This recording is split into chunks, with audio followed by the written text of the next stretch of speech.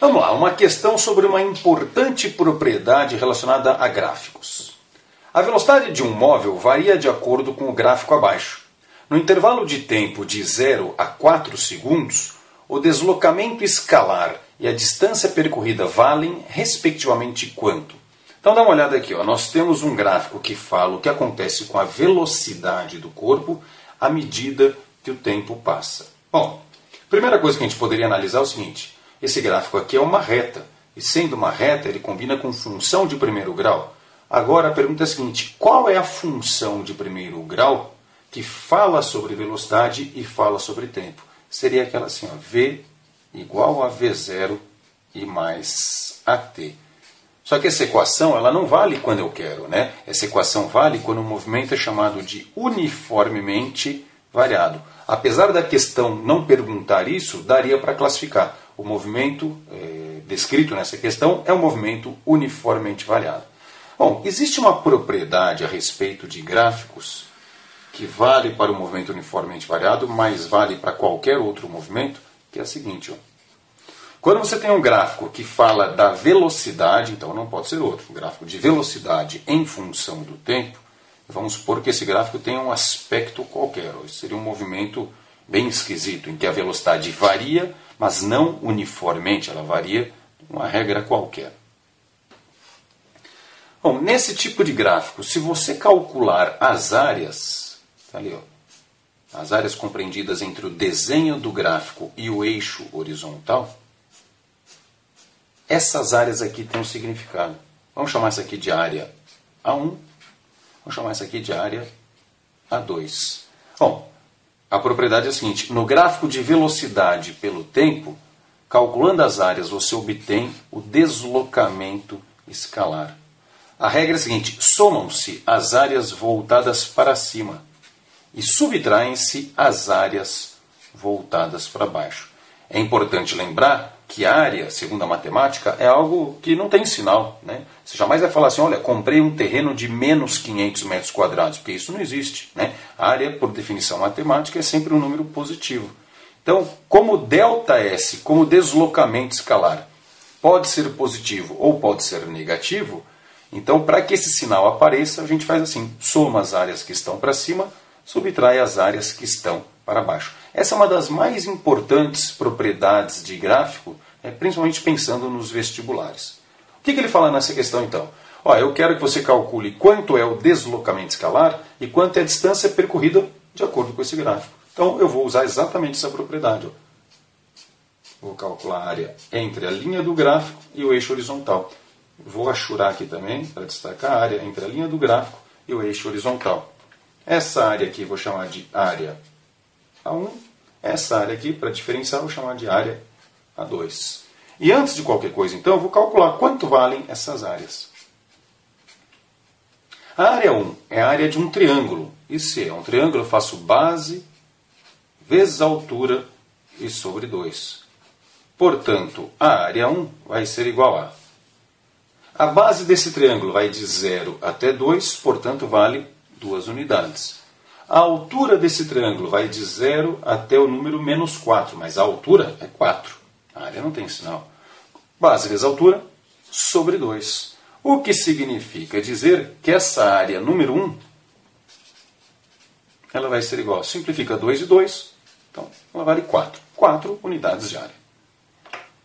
A área número 2 também é um triângulo. Consequentemente, base vezes altura e sobre 2. Então, a área número 2 vai ser igual a base desse triângulo vai de 2 até 4, vale 2. A altura desse triângulo vai de 0 até 4, vale 4. Como é triângulo, sobre 2. E, consequentemente, eu descubro que a área 2 ela vai ser igual, simplifica 2 e 2, é coincidência. 4 unidades de área, novamente. Nem sempre os valores têm que coincidir. Aqui realmente foi só uma coincidência. Agora, quer descobrir quanto que o corpo se deslocou? Então aplica a propriedade. No gráfico de velocidade pelo tempo, o deslocamento é dado pelas áreas. Somam-se as áreas para cima. Para cima está a área 2. Subtraem-se as áreas para baixo. Para baixo eu tenho a área 1. Ali.